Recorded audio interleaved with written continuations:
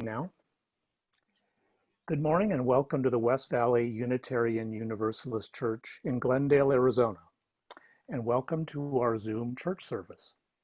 I'm so happy that you're here to share it, and I ask that you continue to mute yourselves until the end of the service when we will have joys and concerns in a virtual fellowship hour. My name is Barry Linden and I'm your worship associate and co-host for the meeting. Paul Darling is the other co-host and is the one showing the slides, playing the videos, and the music as needed. Parts of the service will be recorded and uploaded to our YouTube channel for later viewing.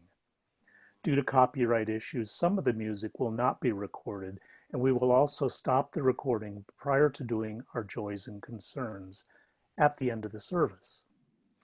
You're then able to unmute yourself and give your joy or concern without sharing it with the entire world. Following the formal part of the service, we will keep the meeting running for a while just to allow you to talk to each other as you would in any fellowship hour. And I have to say, it's so good to see all of you here today. I really miss seeing you in person.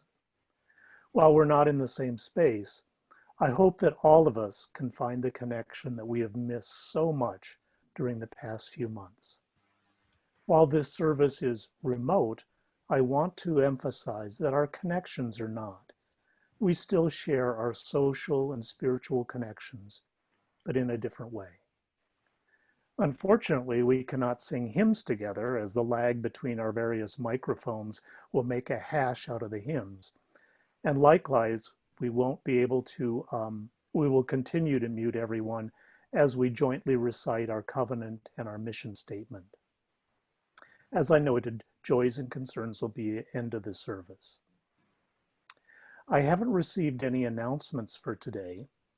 And in the future, if you have any announcements that you would like read aloud during the service, please send them to me and I will make sure that the worship associate has them for the service. Now, to begin our service, we will have the lighting of the chalice by our friend Sandra Mahoney. Paul will light the chalice as Sandra reads. This chalice lighting is by Nancy Reed McKee. Our community knows no boundaries. We are not confined by the physical limits of walls, or for that matter, of what often binds us, restricts us, holds us back. We are freer than we know. When we release ourselves and each other from expectations of what is needed for true community. We are here together in space. I see you, I hear you, I love you, and I like this chalice, a beacon of this community, holding us all together, here, now. Thank you, Sandra. And in a moment, we will have the joint reading of our covenant.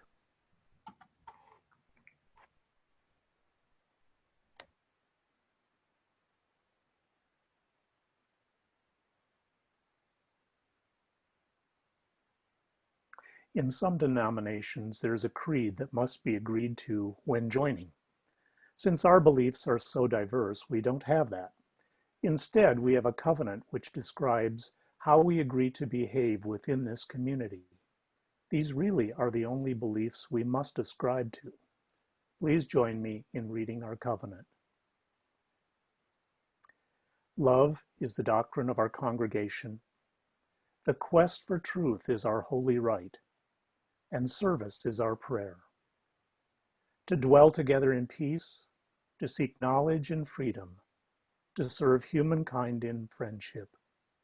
Thus do we covenant. And I have this reading for today.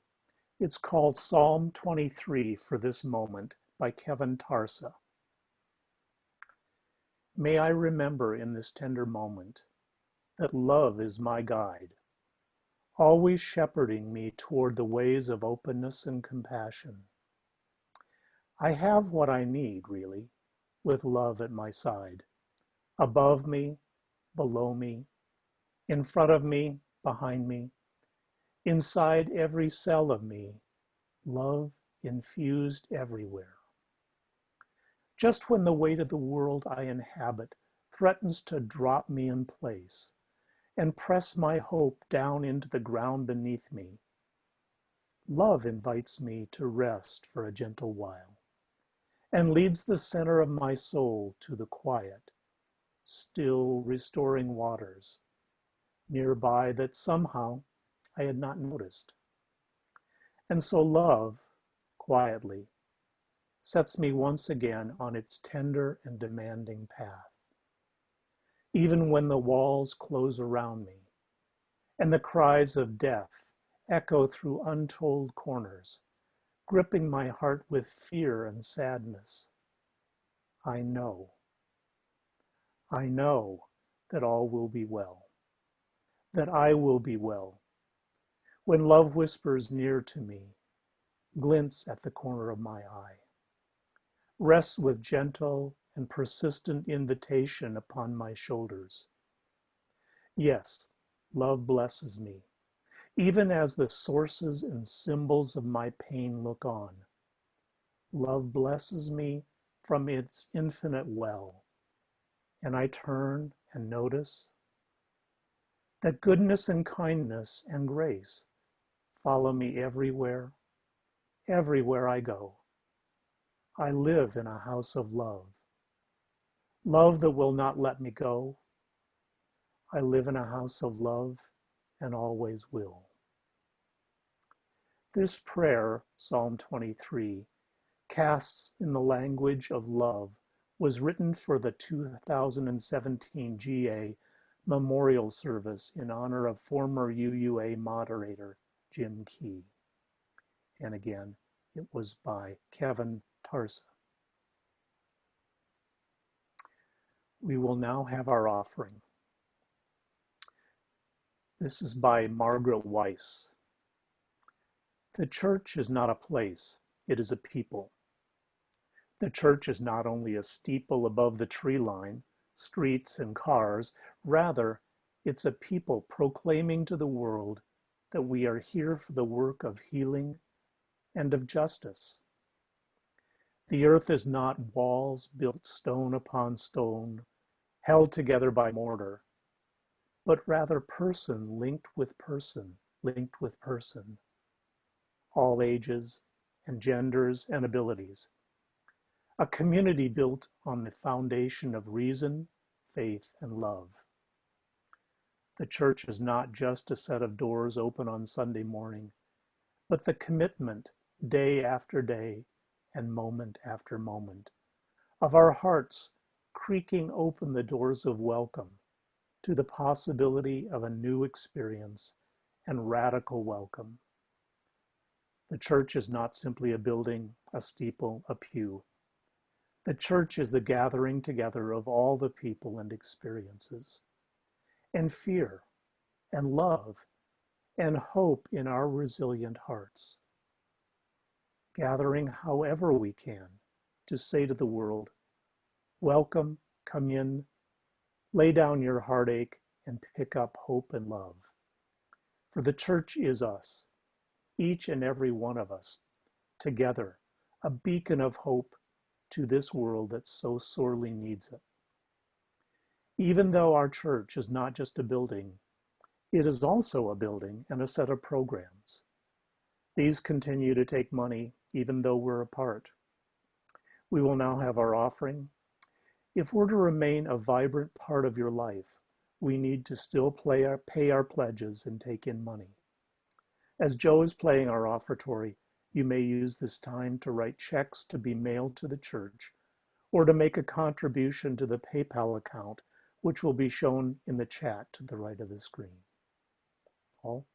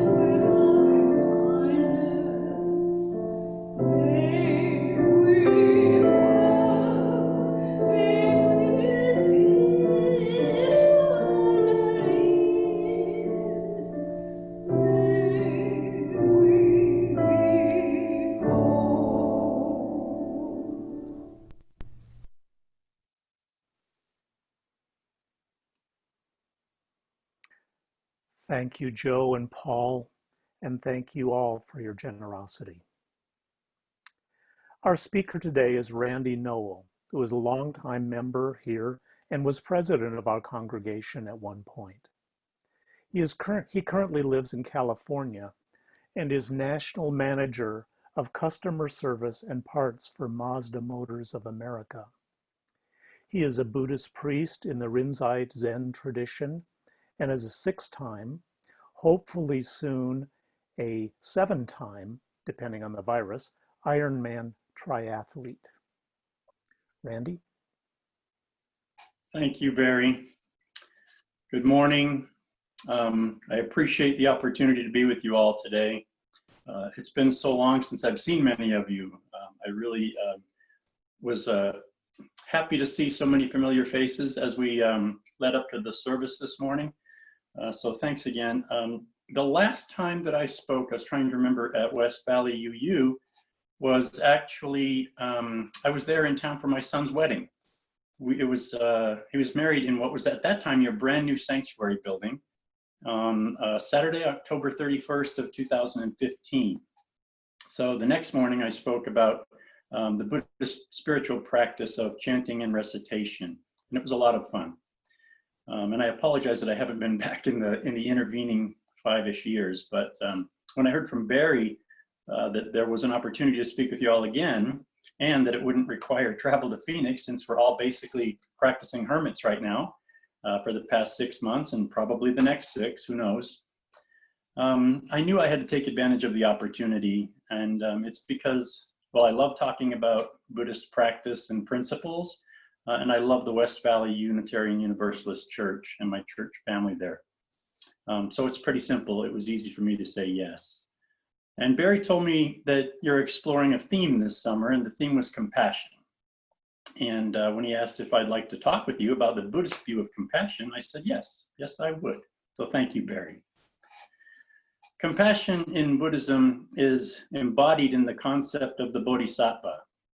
But any talk about the Buddhist view of compassion probably needs to start with a few basics on the fundamentals of Buddhism. And I'm sure that many of you are already familiar, but it kind of helps to set up what I want to talk about. So if you don't mind indulging me for just a few minutes on a little bit of academic conversation, I'd appreciate it. And then we'll get to just storytelling, which is the fun part. So I think most Buddhist scholars would agree that at its core, Buddhism is primarily all about compassion. And at the foundation are the 4 noble truths. And the first is life includes suffering. The second is the cause of the suffering is that we desire things to be other than how they really are. And the third noble truth is that that suffering can be transcended. And the 4th noble truth is the way to transcend the suffering is by following the 8-fold path that the Buddha laid out. And I won't go through all the detail of the 8-fold path, but it includes things like seeing things as they really are, having the right desire to make the right effort. Right speech is self-explanatory for most people, some politicians accepted maybe. And the right effort, you have to actually try, you have to make some effort. And then right mindfulness, thinking good thoughts, and practicing meditation, right concentration. So this is the 8-fold path that can help lead us out of suffering. But if you were to boil all of that down to the single most important thread that runs through the 4 noble truths in the 8-fold path, you might say that Buddhism is about reducing our suffering. It's about compassion. Everything the Buddha taught over his 80-year life and his 45-year ministry is really about compassion for other living beings. And it's not limited to human beings. It's about compassion for all beings. Over time, after the Buddha's death in around 560 BCE, folks started to create stories and parables and images to help preserve the teachings. And over even more time, those stories, parables, and images took on lives of their own, and some morphed into magical beings and holy entities, and just what happens in most other religions. So there are 2 main branches of Buddhism, the Theravada and the Mahayana. And in the Mahayana, there's a figure, either mythical or actual, you'll have to decide for yourself, called Avalokitesvara. Avalokitesvara is the bodhisattva of compassion. And a bodhisattva is a being who has chosen to delay his, her, or their own entry into nirvana in order to remain in this world and help all other beings achieve nirvana first. So one of the talks I gave there several years before was on Mother's Day. And I realized when I was preparing for that talk that a lot of Buddhist stories had the common thread of Avalokitesvara, the bodhisattva of compassion, considered the mother of all Buddhas. Avalokitesvara is known in various cultures by many different names and is also depicted in many different manifestations. You can hear references to Avalokitesvara as male sometimes, female at other times, and some of the various names or aliases that you might hear are Guanyin or Canon, Kanzeon or Chenrezig. Avalokitesvara is the embodiment that I see when I think about Buddhist compassion. So, known as one of the four great bodhisattvas of Buddhism, Avalokitesvara is ever present in temples and iconography and venerated all throughout Asia. So Guanyin is the kind of the Chinese version of the name Avalokitesvara. And she's one of the most popular deities in all of Asia. Her name in Chinese roughly translates as the one who hears the cries of the world. She's the single most beloved and revered of the Chinese deities. And Guanyin is the divine mother that we all long for. Merciful, tender, compassionate, loving, protecting, caring, healing, and wise. And she quietly comes to all of our aid everywhere. Just as Catholicism has provided an antidote to the pure theological patriarchy by encouraging the reverence of the Virgin Mary, so Chinese Buddhism evolved a feminine bodhisattva, or Buddha-to-be, named Guanyin. And just as Mary has captured the hearts of Catholic worshippers, so Guanyin has far outstripped the male bodhisattvas in popularity. Both in Japan, known as Canon, most often pictured as male, and in China, the semi-divine being was honored virtually in every home. She was the most powerful being in the Chinese pantheon. This figure I have on the left is the Chinese rendition, Guanyin, or Avalokitesvara. So she's been depicted in various poses, sometimes cloaked in white, the color of purity, with a long flowing gown, often holding a rosary in one hand, which is a symbol of her devotion to Buddhism and Buddhist tenets. She'll often have a book in her hand, which is the Lotus Sutra, and the Lotus Sutra refers to her origins. Sometimes a vase or a symbol pouring compassion upon the world, or a willow branch in one hand, which is a symbol of being able to bend but not break. The willow is also used in blessing rituals, and I used it to dip into the water when I did the home blessing for Jim and Mark and other services in the past. So another common appearance of Guanyin is of having 1,000 arms with eyes in the palms of the hands or holding different objects. And you might see Guanyin sometimes standing with a peacock because the spread feather tails of a peacock look like they have eyes on them so that she can see everyone in their time of need. So the image I have of Guanyin in the Chinese Buddhist tradition is often standing on top of or near a lotus blossom. And the lotus blossom, as you probably know, is one of the main symbols of Buddhist purity. And since it's a flower that grows out of the mud, it means our hearts should be pure like the lotus flower, even though our lives are sometimes surrounded by impure people or situations. So we do our best. There are numerous other forms of Guanyin throughout Asia. In Japan alone, there are 33 different manifestations. And you'll find shrines dedicated to her, not only in China, but in Burma, Cambodia, Indonesia, Korea, Japan, Laos, Malaysia, Singapore, Vietnam, and Thailand, or Thailand, I guess is the alternate pronunciation. You'll find images not only in Buddhist temples, but also in Taoist and Confucian temples.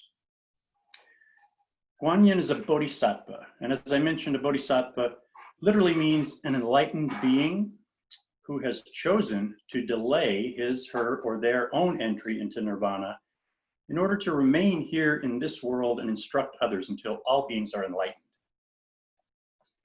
To call upon Guanyin for compassion, we speak, chant, or sing the mantra, Namo Guan Shiyin Pusa. And the commonly accepted translation of that phrase is homage to the one who hears the cries of the world. There's a lot of scholarly debate regarding the origin of devotion to the female version of the Bodhisattva Guanyin. There's a story, I think, that's probably a little bit too long, and I'm going to skip it here about that origin, but you can look it up. There's plenty of information available about Avalokitesvara or Guanyin and his, her, or their origins. In the Pure Land sect of Buddhism, Guanyin forms part of a ruling triad that's often depicted in temples and is popular in Buddhist art.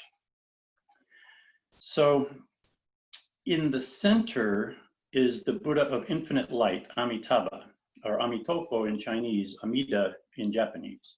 And to his right is often seated the Bodhisattva of strength or power, and to his left is Guanyin, personifying endless compassion.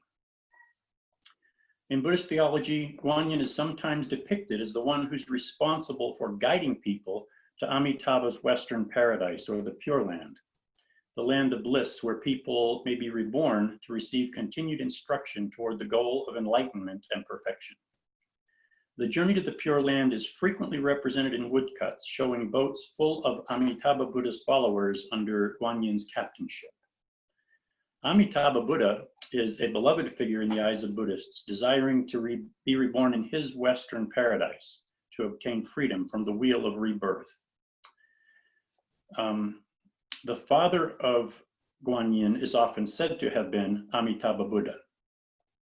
And legends in the Mahayana school recount that Guanyin, or Avalokitesvara, was born from a ray of white light that emitted from Amitabha's right eye as he was deep in meditation. So thus, Avalokitesvara, or Guanyin, is regarded as the embodiment of Amitabha Buddha's compassion, the quality which Amitabha himself exhibits in the highest sense. Many figures of Guanyin can be identified by the presence of a small image of Amitabha Buddha in her crown, which I'm sure you can't see, but is visible in her crown in my little statue of Avalokitesvara behind me here. So Guanyin represents the omnipresent mother of the Buddha's compassion, looking in all directions simultaneously, sensing the afflictions of humanity, and extending her 1,000 arms to alleviate them with infinite expressions of her compassionate mercy.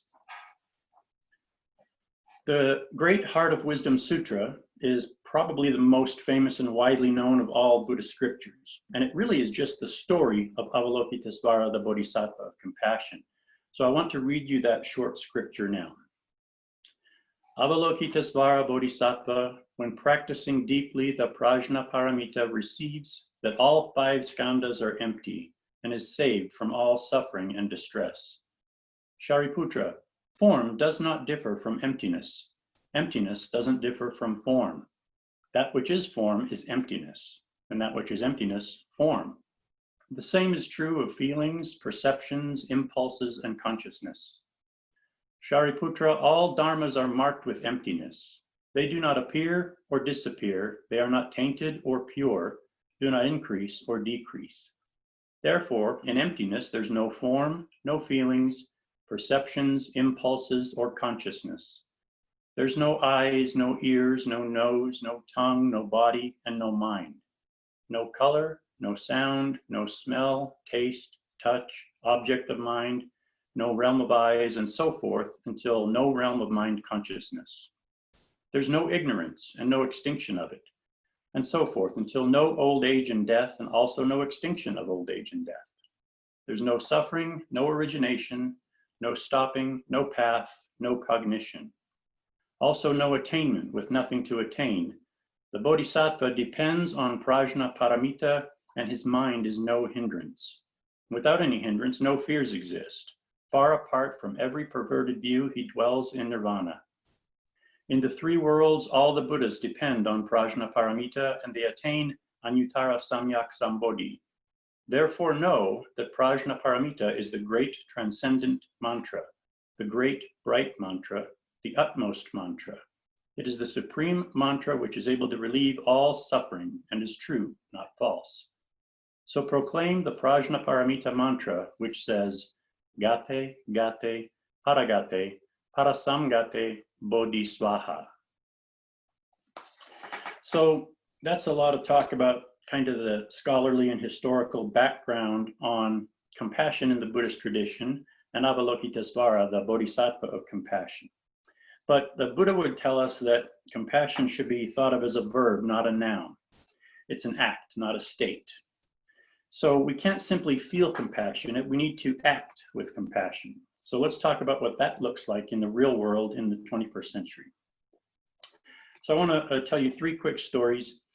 2 of them about my time practicing Buddhism, and one just sort of a short analogy that, in my estimation, perfectly sums up the Buddhist take on compassion. So first, my Buddhist ministry. It was 2001, I was ordained at the Shuyun Chinese Buddhist Temple in Honolulu. And my master, Fa Hui, who's pictured here, Master Fa Hui told me to go back to Phoenix and start the work of a Buddhist priest. He wanted me to find a way to embody compassion and share it with as many other people as possible. So a year later, in 2002, I started the Arizona Zen Buddhist Society and published online and began looking for ways to reach the community and share the Buddhist view of compassion. And I began receiving requests to do weddings and funerals and speak to groups and do other ceremonial things. And one day I received a call from the head chaplain at Federal Correctional Institute, Phoenix, asking if I could come there and hold services for their Buddhist population sometimes. At that point, I didn't even realize there was a federal prison just north of town there, up to 17.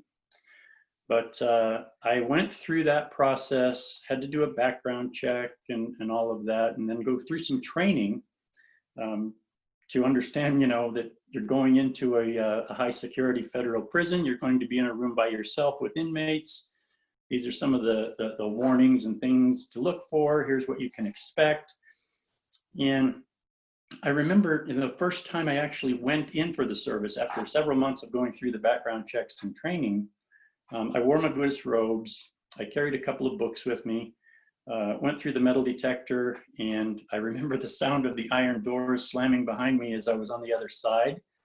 And I wondered for a minute what I'd gotten myself into. But the chaplain walked me into the room where the inmates who wanted to hear about Buddhism had gathered. And that first meeting, there were about 30 folks there. And I thought, well, that's pretty good. It's pretty impressive that they have 30 Buddhists here in the federal prison north of Phoenix. And so that first time I gave a short talk about the Four Noble Truths and the Eightfold Path. And then we did a meditation, about a 15-minute silent meditation, I think, the first time. But I had told them, from now on, when I come back, we'll do the meditation first, and it'll be 20 minutes. And then we'll do a talk on one of the Buddhist teachings. So the next time I went back, there were 6 who decided to come because the meditation was going to come first and it wasn't as fun as the talk. And so, but of those 6, I met a gentleman named Jeff, and I want to read a quick story from my book on Zen meditation about Jeff. So let's see. Jeff was always studying the law, and he had confided in me that his greatest desire had been to learn enough about the law to appeal his conviction all the way to the Supreme Court if need be, and one day win his release. And I asked Jeff, what would he do when his dream became a reality and he was able to be released? And he said, oh, I just want to get out and be able to kill my ex-wife. And that was shocking. He had everything planned out. He thought it would be the perfect crime, and he'd spent years thinking about it and planning it. He was obsessed, this whole time in here, and his whole life revolved around this plan and this hate. It's hard to imagine. 24 hours a day, 7 days a week, dwelling in that misery. That was Jeff's whole life in prison. But he continued to come to the meditation practices and listen to, the Buddhist talks that I would deliver there. week in and week out, he showed up every single time, and gradually he started to change. He started to learn meditation, and he started to see things more clearly, and I think realized that his own attachment to this anger was causing him to suffer. So he was the one suffering. And with that insight, I think he started to loosen his attachment and delusions that motivated him to the hate and anger. He finally eventually told me that he had lost the desire to kill his ex-wife when he gets out, and he no longer spent his days obsessing about her. In fact, he said he rarely thinks about her at all, and when he does, he remains calm with no feelings of anger. He lives each moment and watches his mind become clearer, more focused, and more compassionate day by day. He began to see things as they really are. Jeff began to experience life in a whole new way as a result of his meditation practice and learning about Buddhist compassion. His change wasn't a miracle and it wasn't a surprise. I mean, at least not to me. I know what a positive impact it can have. And Cindy will tell you, I became a completely different person after getting into Buddhism as well. Cindy's my wife, sorry for a few of you that I don't know. But yeah, she mentioned big change after I started, really getting into and studying Buddhism and practicing meditation. So as soon as I heard Jeff's story, his later story, I knew that he would become a dedicated student and that he would ultimately lose the attachment to hate and anger. And all he needed was time, and all he had was time to give to the practice. So I think it worked out well. That's the first story that I wanted to tell. The second really is from a visit that I made to San Francisco. So Master Fa Hui, my teacher who ordained me at the Buddhist temple in Hawaii, actually runs two Buddhist temples, one in Hawaii and one in San Francisco. He would go back and forth between the two. And so the abbot of our Zen Buddhist order of Shuyun, his name is Chuanji. Chuanji has a new book out, Exploring Chen. If you get an opportunity, you should read it. It's a really good book. But anyway, our abbot said, Randy, you and I should go to San Francisco and visit with Master Fa Hui. It's been a couple of years since you were ordained, and I know you haven't seen him. And he said, let's invite Kirby. Kirby was my new student who I had just given precepts to at the time, and he lived in Arkansas, and he wanted to meet Master Fa Hui. So the three of us traveled to San Francisco, and I had never been there before. This was my first trip ever to San Francisco. I was living in Phoenix, and Southwest had a really inexpensive flight direct from Phoenix to Oakland. So I flew to Oakland and rented a car and drove across the Bay Bridge, trying to find my way in the dark in San Francisco to a little hotel that I had booked somewhere in the Haight-Ashbury area. It wasn't a great hotel. It wasn't a great part of town, and it was pretty terrifying. But anyway, I found my hotel. I met up with Steve, who's Chuanji, our abbot. I met up with Steve and Kirby, and the next morning, we decided we were going to walk over to the temple. It was maybe 2 to 3 miles away. Certainly walkable, but it was pretty hot that day, and San Francisco is pretty hilly, so it was a challenging walk. And Kirby was much older than Steve and I, and he smoked, so it was very difficult for Kirby to make this walk. And we would have to stop and wait every once in a while, Steve and I, for Kirby while he was huffing and puffing and trying to keep up. Steve and I were talking, I don't remember what we were talking about, but pretty deep in conversation. We realized we hadn't seen Kirby for a minute or two, and we wanted to figure out where he was. We thought maybe he had to stop and rest. So we turned to look back, and he hadn't stopped to rest. He was helping a man push a car up a hill to a gas station. And it was an incredible sight to see because he had such difficulty even with the walking. But we ran back and helped get him in, the final few yards into the gas station. And we had Kirby sit down on a curb, and we said, why would you do that? And when you're already having such difficulty? And he said, what was I supposed to do? Let him push it by himself? It was an automatic and immediate reaction, just like a bodhisattva has when he sees someone in need or someone suffering. There's no thought given to, I'm already in bad shape myself. It's just immediate desire to help. That's the bodhisattva. And so that leads me to the third story, the final story I want to share, which is really just a fairy tale or an analogy of sorts. But imagine you're walking barefoot. Do you still have the walking labyrinth there at the church? Okay, so imagine you're walking barefoot through the labyrinth at West Valley UU, which I don't know why you would do that because it's probably 200 degrees and decomposed granite, but just humor me. And if you're walking barefoot, and you know what a goat's head is? There are those little three thorn, horrible creations, but you step on a goat's head. Immediately, your hand reaches down to your foot to help. So the hand is the bodhisattva, and the foot is the being that needs help. There's no thought, there's no separation, there's no, what if I touch the thorn? What if I get injured? It's just an immediate reaction. So the bodhisattva ideal of compassion can be thought of as the hand that reaches to help the foot that steps on a thorn.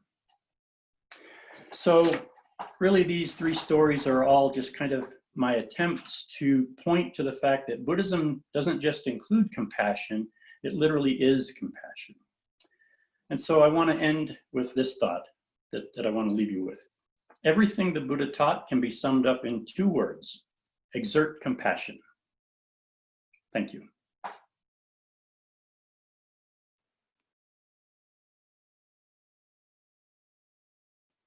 Thank you, Randy. Very enlightening as usual, and it's good to hear you speak again. You're very polished, and great job. So I hope you'll be able to stay around for a while after the service so people can greet you, and maybe Cindy can join you as well. Now, please join me in reading our mission statement. Paul? We agree to provide a safe place to celebrate diversity, draw inspiration for living better lives, foster social and environmental justice, and compassionately support each other in our spiritual searches. As I extinguish the chalice, I want to thank everyone who made this service possible. Paul for hosting, Joe and Paul for the music, and Randy Nowell for our talk. I also want to thank all those who work behind the scenes to make this church a going concern, who take care of the grounds, who pay the bills, who do the bookkeeping, who manage the volunteers. Our closing words are by Amy Zucker Morgenstern. Never has it been more true than now. We extinguish this flame, but the sparks within us remain alight. From each of us in our supposed solitude, the signals buzz and hum, sparkling through space one to another, connecting us invisibly, but palpably. We are one, and from every window our light shines. The Reverend Amy Zucker Morgenstern is a parish minister of the Unitarian Universalist Church of Palo Alto, California. And now we will stop the recording